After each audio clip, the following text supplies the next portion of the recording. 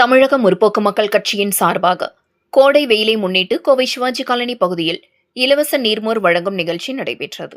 இதில் ஆயிரக்கணக்கானோர் கலந்து கொண்டு நீர்மோரை பருகினர்.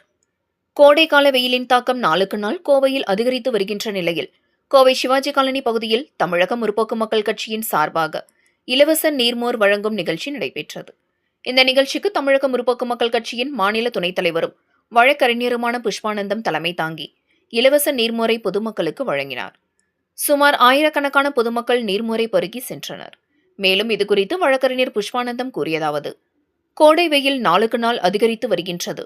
பொதுமக்கள் வெயிலை சமாளிக்க முடியாமல் தவித்து வருகின்றனர்.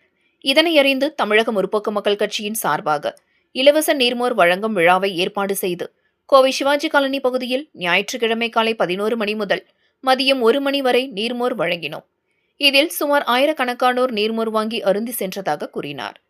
இந்த நிகழ்ச்சியில் வழக்கறிஞர் குமாஸ்தாக்கள் பெரிய குமாஸ்தா செல்வராஜ், ஜபா, லக்ஷ்மி, வைத்தியர் பாலகிருஷ்ணன், அமல்ராஜ், மோகன், வெங்கட், தமிழக முற்போக்கு மக்கள் கட்சியின் மாநில செயலாளர் சுந்தர், பைனான்சியர் பெருமாள், சிவாஜி காலனி குடியிருப்போர் நலச்சங்க தலைவர் லயன் டாக்டர் நடராஜன் உள்ளிட்ட பலர் கலந்து கொண்டனர் என்பது குறிப்பிடத்தக்கது.